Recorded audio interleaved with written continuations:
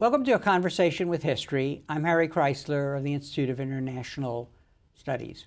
Our distinguished guest today is Jeremy Kinsman, who is Ambassador in Residence at Princeton University. For more than 40 years, he served the Canadian Foreign Service, serving at posts in Washington and as Canada's ambassador to countries as different as Russia, to Great Britain, to the European Union. He's working at Princeton on a project on democratization. Jeremy, welcome to Berkeley. Well, thanks. It's welcome back, actually, Harry. Yes, and you were on our program more than 2 decades ago. Younger. Yes. Not more idealistic guy then than now. Yeah. And probably wiser, or maybe you were already wise. I've been beaten up a bit, so that makes you wise. You get some scar tissue. Let's talk about your background. Where were you born and raised? I'm a Montrealer. Mm-hmm. And looking back, how do you think your parents shaped your thinking about the world? Directly. My mother was an American, actually born in California, though her family was from West Texas, and her grandfather ran the railways in Mexico. So when the revolution came in 1911, he was one of the first guys that they wanted to get, and the family scurried north to Brownsville, crossed the river. They did get him, and they put him in a slammer in Matamoros for a year or two, till the American government got out. My mother, her father had died, and my mother then married an American who lived in Cuba. So my mother grew up in Cuba. And unfortunately, her mother died. And at the age of 21, she came into a small legacy, and she went off to Paris to be a painter. Met my father, who was Welsh, a student in Paris. They lived in Paris, where my brother and sister were born. And then the war came, and willy-nilly, they ended up in Canada, and I got born. But I think somehow my coding came out of that internationalism, and particularly my affection for Europe. And was it was there a lot of discussion around the dinner table about international affairs, or was this did you get hooked on this beyond what you've just described in school? Yes, yes, there was a lot of discussion about international affairs. This is the 50s. And absolutely. And when I went to college in the United States, it was John Kennedy, and it was serving causes, Peace Corps, and I sort of did what I calculated was the rough Canadian equivalent, which was joining the Foreign Service. And where were you? Where did you do your undergraduate work? Princeton. Princeton. So you came back to the United States. Well, I hadn't been in the United States, but skipping a generation, I came back to the United States. Right, right. And what did you major in Princeton? I started off in sort of politics and stuff, and then a professor, misled by the fact that I had had a rather classic English post-secondary education with a lot of Shakespeare. He taught Shakespeare, and I had by rote learned my Shakespeare. He thought I was really bright, and so he persuaded me to be an English major on the basis that I could learn politics from the New York Times, but studying English literature, the novel, I would learn analysis of a different kind and articulation of analysis. And you know, it wasn't bad reasoning. I had to go get another degree later to get a job. But that being said, I stand by his advice. It seems sometimes that when the world falls apart, and we've gone through some recent experiences in that regard, that a return to literature and the great books is helpful. It's helpful. It's helpful, Harry. And a friend of mine, Ray Bonner, who's a fine investigative journalist, a long time with the New York Times, just wrote a review essay in the American Interest on exactly this, that fiction can sometimes cut to the imponderable. He was writing about 3 novels about suicide bombers, which is an unfathomable act to us. And I could tell you what they are. Perhaps your viewers would want this as a book reference. But one was the attack, the other one's the reluctant fundamentalist, and the third is the amateur spy. That fiction was able to approximate the process of reasoning and motivation much better than any of the staff analyses of this stuff that's out there. And I think fiction does have that edge, yes. And you did some graduate work? I did subsequent university work. I went to law school for 2 days and in Canada. I've heard realized, that before, that this wasn't what I was going to do. And so then I went off to, I'll call it whimsically, law school in Paris, the Faculté de Droit. But I mean, that isn't exactly, the thing either, with 600 students in a class and Napoleonic Code. And then I went to the Institut d'études politiques, known colloquially as the Sciences Po, and got a degree there, yes. And you went right into the Foreign Service? After No, I didn't, for family reasons. My father died and stuff, and I went and worked for the multinational company, Alcan, that he had been associated with for a year to help bridge, and then I went into the Foreign Service, yeah. So what are the skills, would you say, that are required to be an effective diplomat? Different today than then. Let me tell you that the vocation, profession, practice is vastly more public today than it was then. The notion of diplomats being accredited just to a government, sent by a government, working discreetly with government officials in that narrow band of discussion is replaced by diplomats representing a much wider swath of their own society and helping to convene, broker, connect civil society to civil society. They connect in a country to civil society. They do public diplomacy. There's an awful lot of projecting your own country. It's a quite different profession, and it's not any longer, although this is conflictual, as thoroughly directed in a sense of the individual by headquarters as it used to be. I mean, there's a lot of autonomy in terms of developing the motif of what you're doing and how you're able to help. And so what if students were watching this, what are the skills involved? I guess language is very important. Well, it is essential. That's a skill that the institution has to equip the person with. It really is now unpardonable that you go to a country and work, as I'm describing it, particularly out there, without speaking the language. Now, I mean, there are some very difficult languages, and you can't expect that, but if you're going to send people to China, they really do have to speak Chinese. So language, but language should be something that you are equipped with as part of your toolbox when you go. I think self-starting, I think you have to be a person who wants to get out of the office. You have to be a street person to some extent, because that's what it's about. There are too many people emailing each other, you know. Unfortunately, governance, has become so riddled by admin. I guess it's true in universities too, but surveillance and stuff. There's an awful lot of meeting about stuff that really isn't part of the substance because of accountability and use of money. But I think personability is still terribly important. Creativity is important. And also that you must... And something else, Please. that I've recently become quite exposed to cultural anthropologists. And I'm fascinated to find out that the U.S. military is now using cultural anthropologists in training of officers, partly because people got to Iraq and they realized they couldn't connect or relate to the population.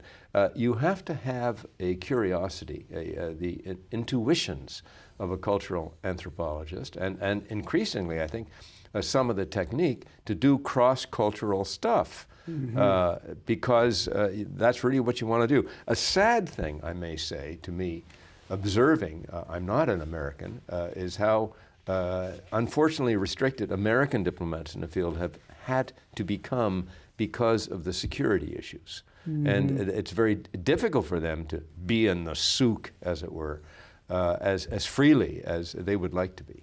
And this sounds like it's an advantage that a country like Canada has, because its eyes and ears can be more along the line of what Lyndon Johnson used to call pressing the flesh. I mean, going out and talking to people and going to places that satellites and formal visits can't give you that kind of information. I think it does give you, to some extent, an interpretative edge.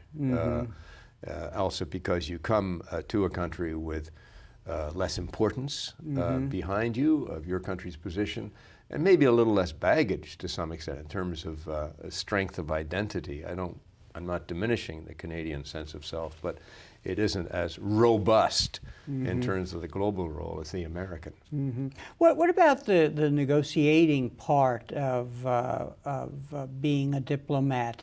Talk a little about that. You quoted Brahimi in your lecture as saying he came to Iraq to negotiate for the Secretary General after de Mello's murder, and went around to the different groups and, well, what is the minimum you wanted? Talk a little about that. That's a specific form of negotiation. That's mediation, conflict mediation, which is becoming, to some extent, sort of an art form that's actually taught.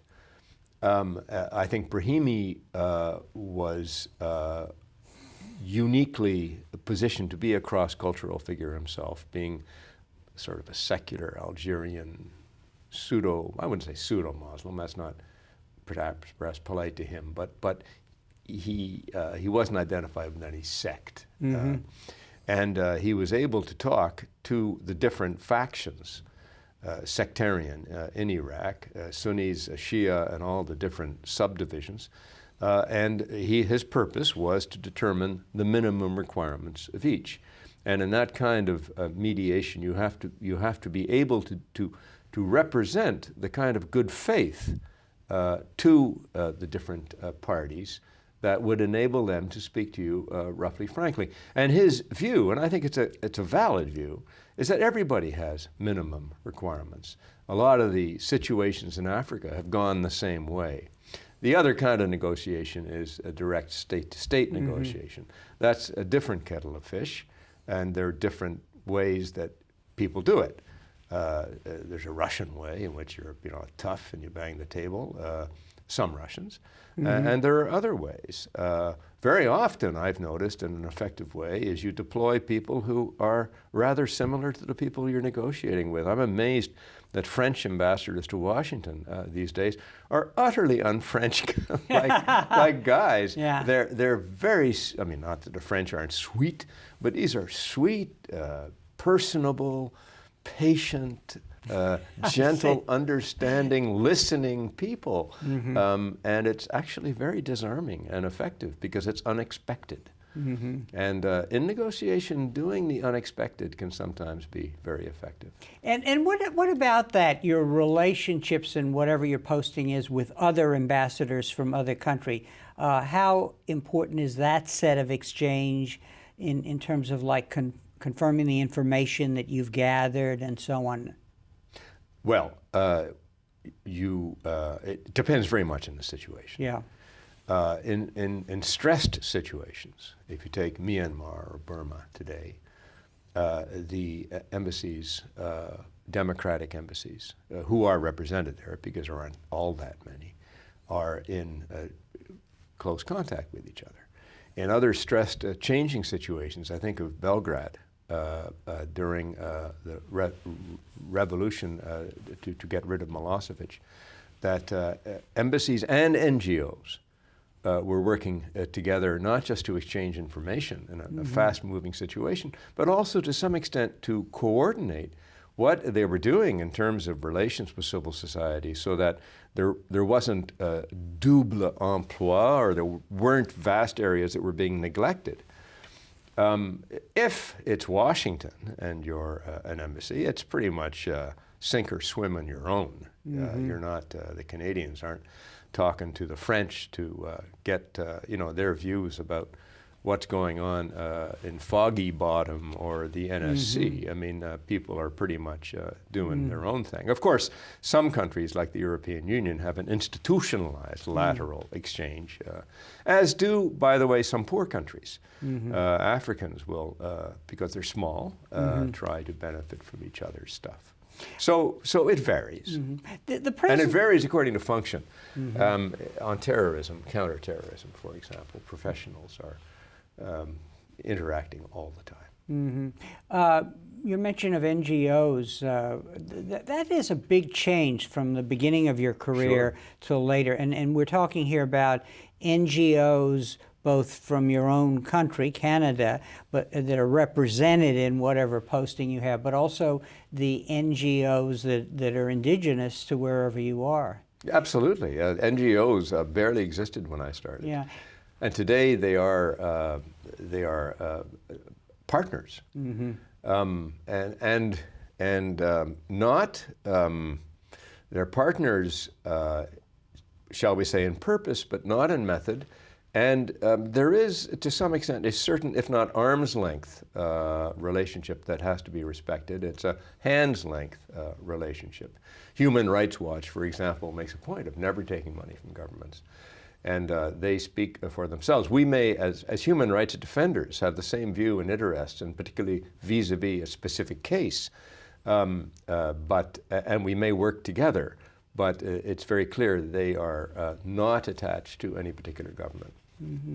Now, you have a lot of autonomy, and you've helped us understand that, but you are the representative of Canada. And so I'm curious about what that meant, not on specific issues, but generally Canada's role in the world. Help us understand that Canada is a middle-rank power. It's seen in the world as favoring multilateralism. Its foreign policy, as an outside observer, I would say, it reflects a greater idealism. And so on. So how does that impact who you are as an ambassador? I'm going to say I'm not sure all those things are still true. The present government, and I'll just state it objectively, is not as instinctively reliant on multilateralism as predecessors. It came into office 3 years ago with very little foreign experience in its ranks. And I think it had a sort of a view that what had been a tradition or a continuum over time that you described was something that they were going to rethink. And so they're not exactly there. Canadians, however, are there. And so I think it will bring them there too, because that's in the nature of electoral politics. As a Canadian, you're much more mobile than, say, an American diplomat, but of course you have less influence. You are operating globally in every continent. Canada has important relationships in every part of the world.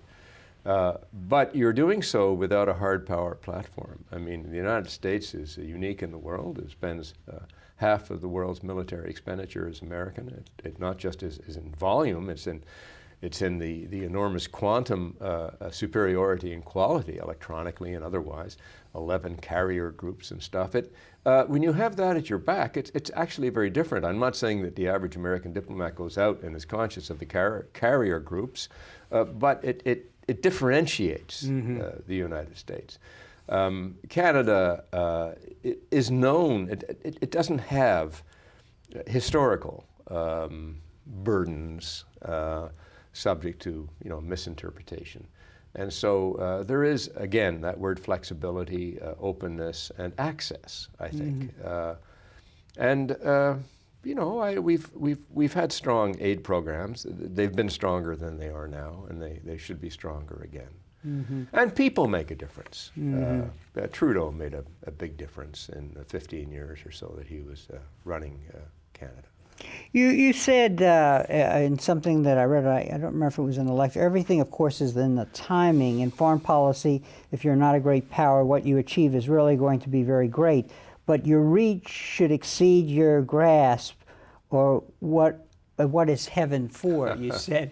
Talk a little about that, because the suggestion here is there's a kind of a greater place for idealism, basically, for maybe not having the power to move things along, but maybe as a presence with ideas to do that. Well, I think it applies very much to American potential today. Yeah. I think that's Wordsworth. Your reach should exceed your grasp for what's a heaven for. Talking about President-elect Obama, and everybody is, and I have no privilege or prescience, but just to say that I'm very convinced that there is a unique opportunity now in favor of his persuasive abilities to alter things. And because the examples he wants to provide are going to be contrary to the examples that people have seen in the last several years. He has said that he is willing to contemplate a certain shaving of American sovereignty in favor of the international community collectively on peace and security issues, if that is going to promise effectiveness.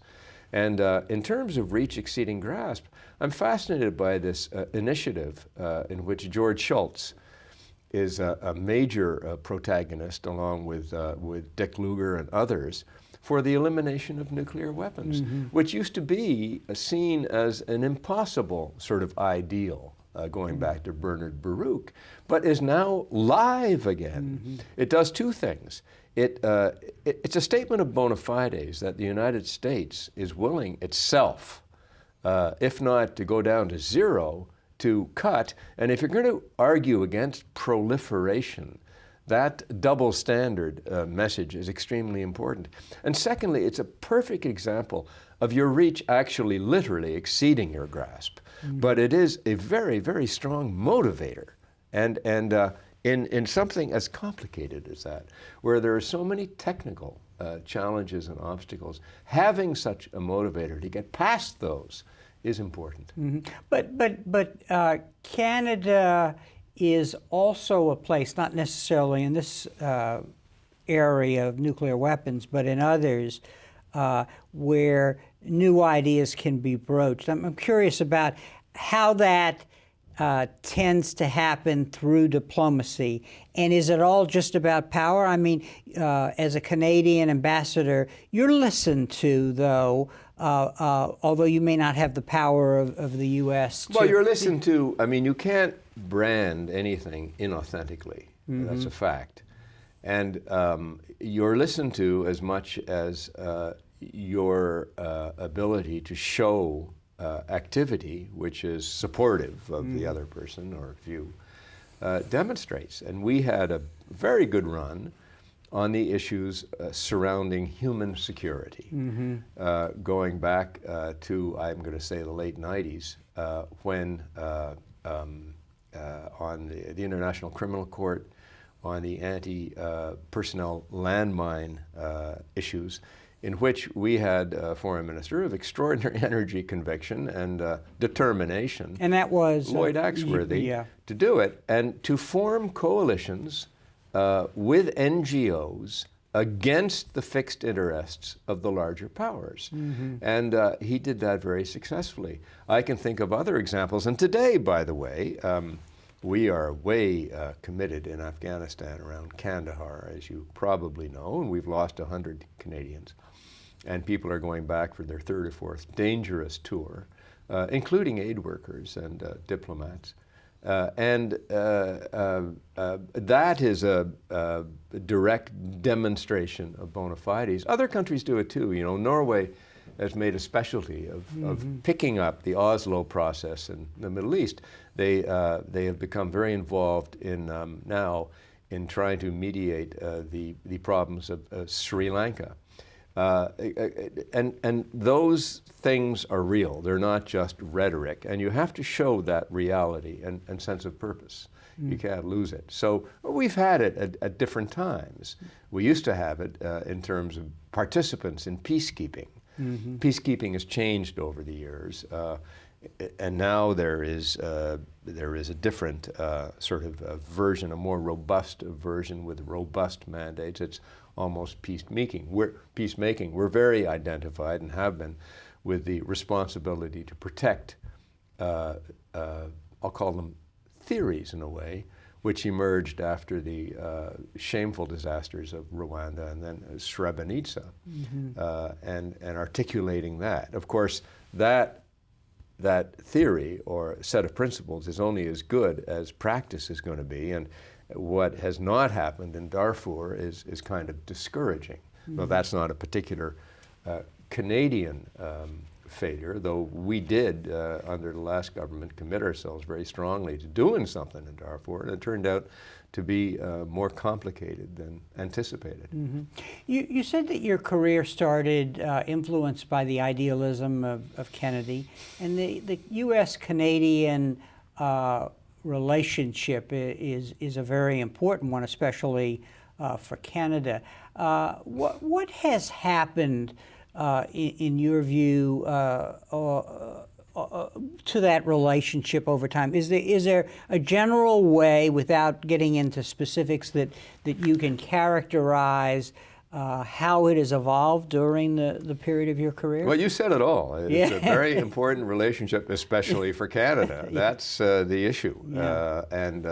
Selling the relevance of Canada to the United States, to Americans, has always really been an uphill struggle. Today, I think it's perhaps less of an uphill struggle in the sense of energy requirements, provided that we are not seen as being offenders with our carbon footprint in terms of the way we get the energy out of the great tar sands. I think there is a value, Harry, in a continental approach to many things, which is why we have NAFTA with Mexico. Canada has always had a fear that continentalism integrates our country into the social assumptions that inherently are part of the American political fabric, which wouldn't be adequate to Canadians. As you know, we have public health care, free at the point of use, a universal system.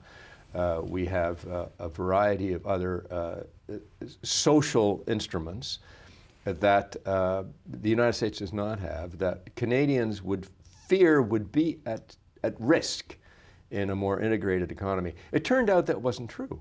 You know, it's very simple. And as NAFTA and the European Union become economically more and more integrated, it becomes very pertinent to the discussion with the Europeans that just because you're integrating productive facilities and cross-investment doesn't mean you have to integrate social policy. You simply tax yourselves differently. And by and large, Canadians have been more in favor of higher personal taxation, provided there is a corresponding return in essential social services. And the fundamentals are health and education and infrastructure as a reward than American jurisdictions have been. And so you don't have to integrate your tax codes at all, though probably you do have to integrate your corporate tax codes because you need a level playing field. So I think that evolution has gone on, and it's given Canadians greater self-confidence in the workability of the Canadian model in a more integrated North American economy. And so what you're saying is that Canada has been able to preserve its identity, national and cultural, in the context of building a stronger relationship with the U.S. As part of the globalization processes that are going on in the world. Is that a fair? Yes, I think so. By stronger relationship with the U.S., I mean a more integrated, just-in-time supply chain between the two economies. I wouldn't go so far as to say that we have a stronger relationship government to government with the U.S. I think actually it's rather weaker than in some other decades that I've known it.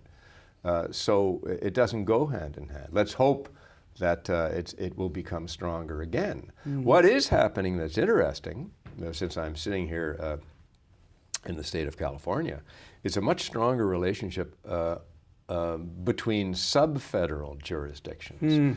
And Schwarzenegger, California, on ecological issues is not just a partner with British Columbia and some other provinces on devising a workable cap and trade system on the big issue of climate change. It's a world leader. And so there's America and there's America.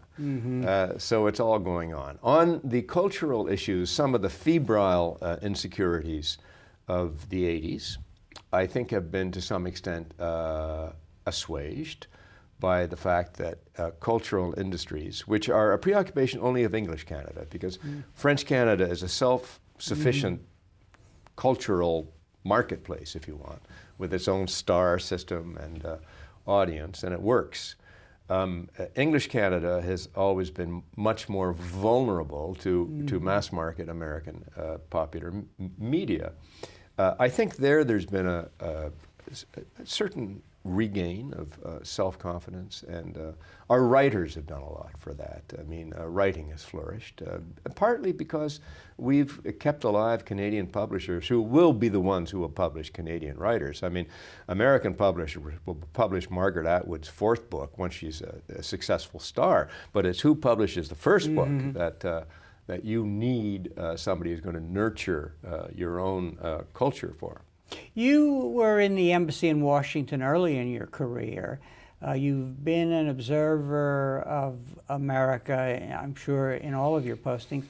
How do you account for, we had a recent guest, Herbert York, on our program. He referred to the recent period as the dark ages of American foreign policy. I'm not asking you necessarily to agree with that, but I guess the question is, if you were reporting either as an ambassador or as a journalist, which you're now writing columns, how would you characterize the way America changed in the course of your career, beginning with your experience as a student when JFK was a model to the world? Of course, now we've ended up with Obama, but there have been things in between.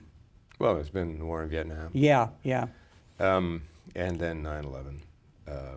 And there's been the end of the Cold War. When I was a student in the early 60s, as you were, I think my class, my graduating class of 1963, was the last class to graduate in a state of hopeful innocence, highly energized by the Kennedy message, highly energized by the progress on civil rights, which was all around us.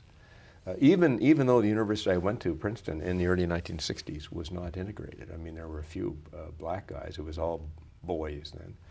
And it became so 10 years later, enormously. You mean white boys and very few blacks? Like two, three. Yeah. One of whom was an African prince, you know. Really astonishing. That was the early 60s. But let me get back to my point. We were the last class, I think, to graduate in a state of innocence, because that fall he was killed. And I think our successor class emerged under a darker cloud, and then what we know happened. And I wouldn't overdo this, but I would say that I recognize on campus today some of the spirit, maybe a little wiser among undergraduates that we felt in the early 60s. Things are cyclical, and events drive things, and 9/11 drove a tremendous amount of psychology and trauma, which became institutionalized and inhabited American policy and drove it. And as you said, I'm not going to comment on the Dark Ages. I mean, but read the book Angler on Vice President Cheney, and you can see where these guys were coming from. And they were coming from a different place than anybody else was coming from. I think that's the point. And even within the American system. I would say even within the administration. Yeah. And that isn't all out yet. But others were trying to understand that and empathizing with some of the trauma involved.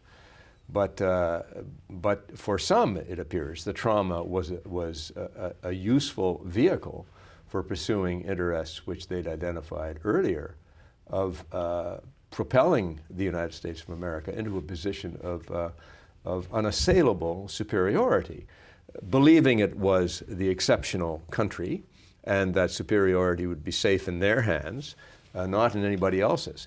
That is a view that really gets in the craw of other people in the world, and even friends of America, of whom there are many. And I think that form of exceptionalism is that Madeleine Albright also proclaimed is gone with this administration because of the fact that Barack Obama doesn't have to declaim America's exceptionalism. His election shows Americans' exceptionalism, because everywhere I went in Europe this fall, talking to people, Britain, France, Spain, Italy, they expressed skepticism, though they supported him and hoped for him, that America at the end of the day would elect him. And it wasn't because they had a dark view of what Americans would do in a polling booth. It's because they basically were saying it couldn't happen here. And it did happen in the United States. And I go back to my earlier point.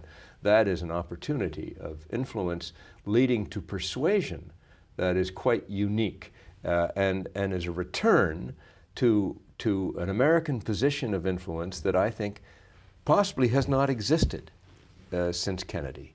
Okay, I don't think since Kennedy has it existed, because Reagan had vast projection, and particularly, of course, in Eastern Europe, but he was contested on other levels.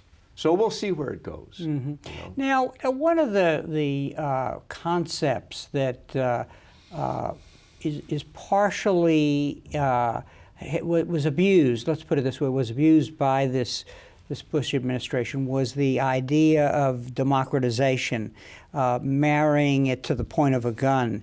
And I know you've been working recently on, this is a real issue that continues to go forward, and we have to think about, but one that has to be disassociated from this recent period of abuse by American policy in Iraq, where that was latched on to when everything else was unraveling. George W. Bush, spoke often of the freedom agenda, to which a Democrat should have no objection in terms of his aspiration for Democrats' aspirations elsewhere. It was, sadly, I think, the use of that argumentation in Iraq after WMD and connection to 9/11 came up dry. So we're doing it to bring these people democracy. That, in effect, has scared off a lot of people in the world, including Americans. It's controversial. When I came across the border, one of the first times I was coming in to be at Princeton last year with papers, I came to a quite tough, though impressive, African-American Homeland Security border person who had just given a guy before me hell and sent him off to secondary, and I was quite meek, and she said, diplomatic. Yeah, well, she stared me down and said, what are you coming here for? And I tried to explain that I'm coming to do a project of democracy support. What do you mean democracy support? And I said, well, there are lots of countries, 40% of the world, ma'am, who live in authoritarian, repressive situations, and it's a question of how do you help putative Democrats? And she said, wait a minute, just a sec. She said, haven't we stuck our nose enough in other people's business? Haven't we done enough damage? Well, I mean that is out there because of the last few years. But if people stand back and take a look, particularly take a look at some of the wonderful documentary films that Steve York has done, A Force More Powerful and others, about nonviolent conflict, going back to freedom riding in the United States and boycotts and other things in the South and the Elizabethtown boycotts in South Africa, and the way the Chilean people brought down Pinochet. It becomes apparent that what happens in a country in terms of favoring democracy depends on the people in the country. And each situation is different. No two situations are the same, and what happens depends on the culture in that country. But that violence doesn't work. Historically, repressive regimes can always out-violent dissidents using violence, and in the process totally alienate and scare away the bulk of the population that has to. So violence doesn't work, and things generally are bottom up. And so our obligation as democracies is to observe the right to help and the rights of people in countries to be helped, to try to nurture civil society in these countries, bearing in mind, Harry, something, I mean, which is obvious, but it's not obvious sometimes till you go there. As a lot of the kids, graduate students I was working with, were doing all the time, shooting off to Laos for a weekend. But today, because of the information revolution globally, people in the most remote corners know what the norms are elsewhere. Okay? It's not a mystery.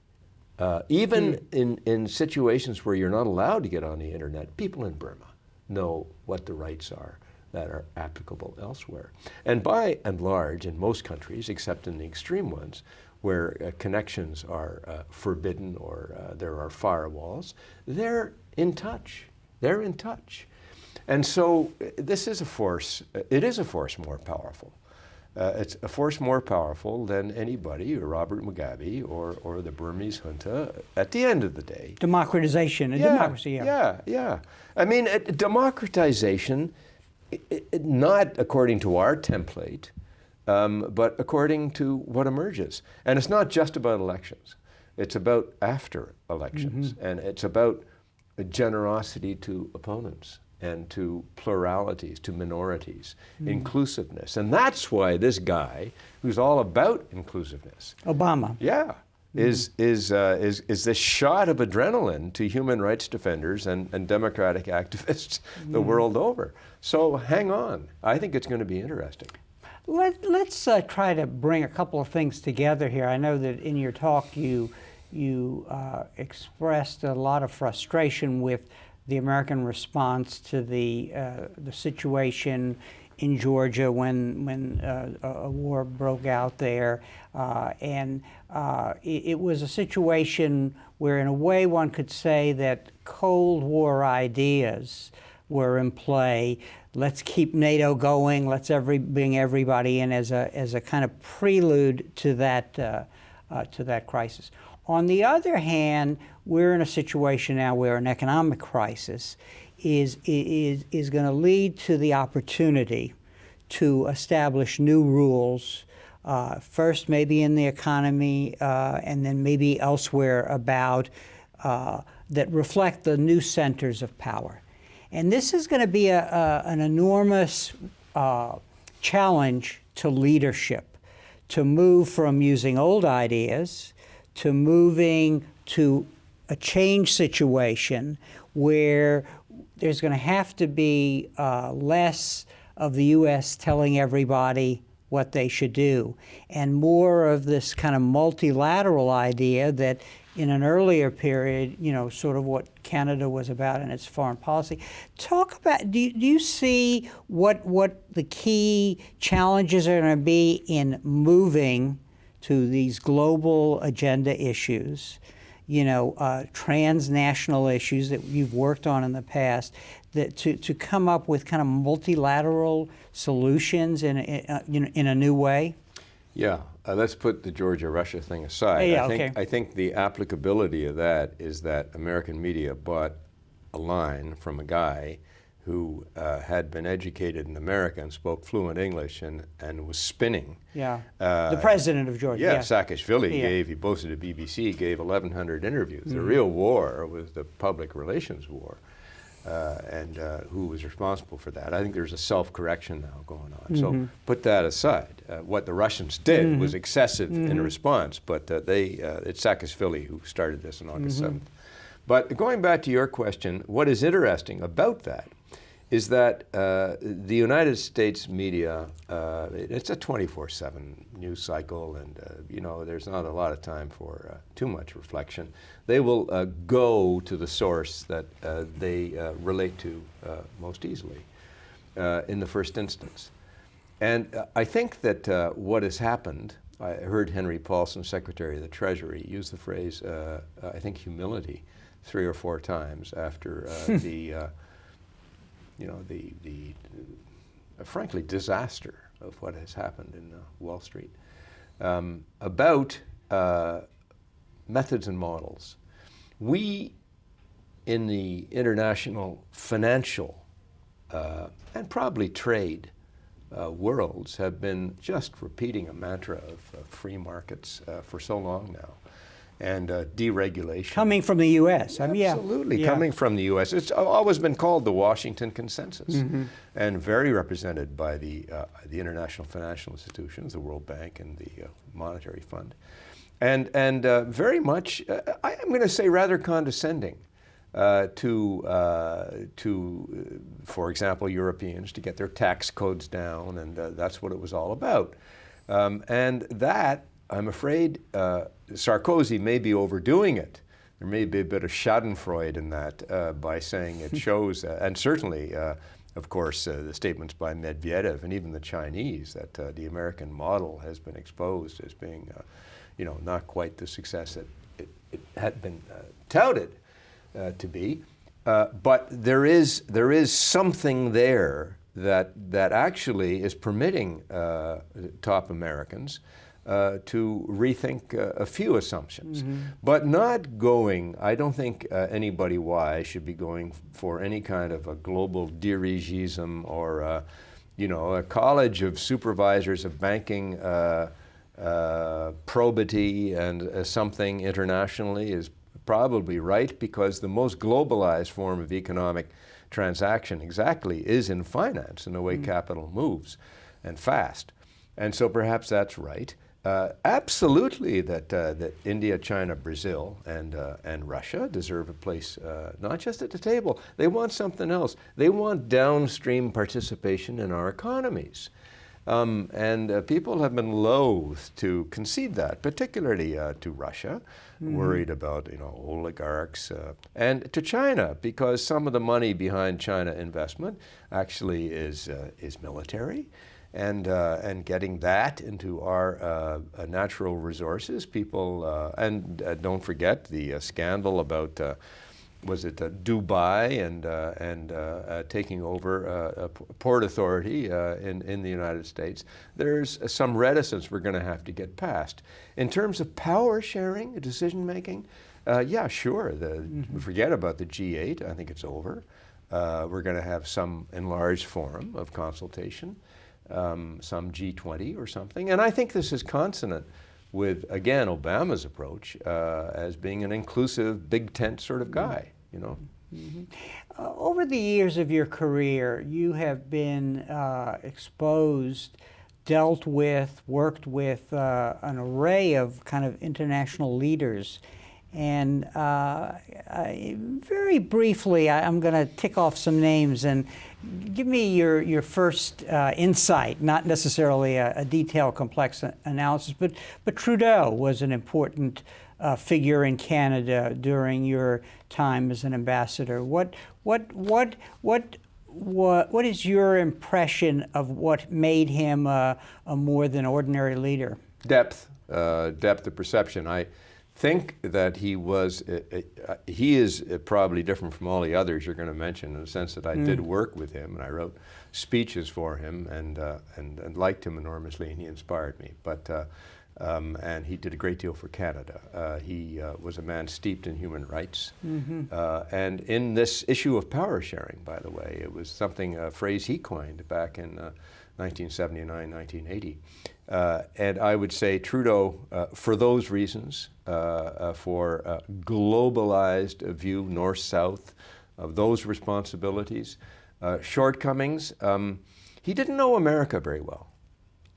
He was a bit too lofty. He claimed, I'm sure it was false, he never read a newspaper or watched television, but I'm sure that's not true. But he did have that sort of a detachment from, say, some successors, Brian Mulroney, a guy who, by the way, is underestimated in terms of his world role, but who was part of the news cycle as an addict, as a different approach. Tony Blair. Tony Blair, brilliant, creative, but I will say he had, everybody is sustained by something. And a lot of politicians I've known are sustained by, they got an edge because they have a competitive negative thing, chips in their shoulder. I don't think Blair did. I think he had this all-abiding sort of faith. It was faith in himself, a self-confidence. Partly it was to do with his ability, I think it's a bit like Clinton, to believe he convinced anybody of anything. He was a superb communicator, and he thought broadly. That turned into a bigger, sort of wider faith that I think permitted him to make the terrible misjudgment he made on Iraq. But a very impressive guy, nonetheless, and a very companionable person. And Putin and Yeltsin. Yeltsin, a wonderful guy. Yeltsin, look, quite simple. He believed in three things. He believed in the right of people to vote. It was never really put to the test if he would agree to them voting him out of office. He actually won his elections.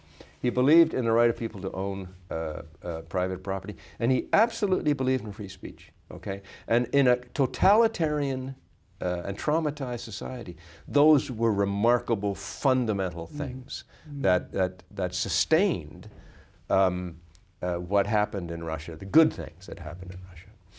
Unfortunately, there were other things about him. He was erratic, and he was not a shining example to Russians of behavior. Putin, in terms of behavior and competence, was exactly the opposite. Unfortunately, he doesn't have, seemingly, that fundamental, basic grounding of simple democratic principles that Yeltsin had. And you have to judge which is the more important. The excesses and the social dislocation that followed Yeltsin made Putin's competence and tough guy approach, law and order and security in the hierarchy of needs, that's at the top, win out. Somehow some middle ground now has got to be found. And maybe it's Medvedev. Maybe we're underestimating this guy. So we'll see. And Reagan and Clinton. Well, Reagan is getting reevaluated upwards by everybody because in the end he was lofty, yes, but he, a bit like Yeltsin, though without the erratic behavior, had grounding in basic principles. And those of us Canadians, for example, thought on the Cold War he was hardline, too hardline, and on some things like Salvador, too hardline. But you know, he was, I did, of course, accompany my leaders in meetings with him, and he was a genuinely endearing leader to whom people paid attention. And on the big messages, you know, tear down that wall, Mr. Gorbachev, or was it Mr. Gorbachev yes, already? Yeah. Yes. And then on his ability to relate to Gorbachev, the Helsinki summit and stuff, was really quite remarkable. Bill Clinton, gifted. I guess all of us feel disappointed that those gifts didn't have the outcomes that some had hoped for, in part because of his own, malfeasance in a way. He has said recently that it's impossible to be a great president without a war, without a crisis. You know, I don't know if that was it, but he certainly is, as a communicator, enormous. He was the most popular person in the world in his time. And you know, that's what America needs. By the way, it's what I think America's going to get again. So. One final question, requiring a brief answer because our time is running out. If students were to watch this interview, how would you advise them to prepare for the future? Well, it's the old joke about how do you get to Carnegie Hall, and it's practice. Malcolm Gladwell's just written this book, you know, that says anything that's done well requires 10,000 hours of preparation. I don't think that it is book learning, institutional course preparation, with all affection and respect for scholarship. I think it is preparation of yourself, your curiosity, your ability to ingest what is out there, and get grounding, to know who you are. I'm not saying you can't be a great neurotic diplomat. Of course you can, but you need grounding on the basic principles of what you're trying to do. I was talking the other day to a guy in Britain who makes a living as a, he hates the phrase, by the way, but I'll use it, as a brander of countries. His first message to clients is that, look, you cannot project what you aren't, that you cannot show inauthentically an image that really isn't yours. You can't have waterfalls in your tourism if you don't have waterfalls, but you can't buy an image. It's got to be what you are. And I think that that's true of people going into public service, you know. On that note, Jeremy, I want to thank you for coming back to Berkeley and lecturing here, and then also being on our program. I thank you for the opportunity to do this again 25 years later, Harry, and congratulate you for the program itself. Thank you very much. And thank you very much for joining us for this conversation with history.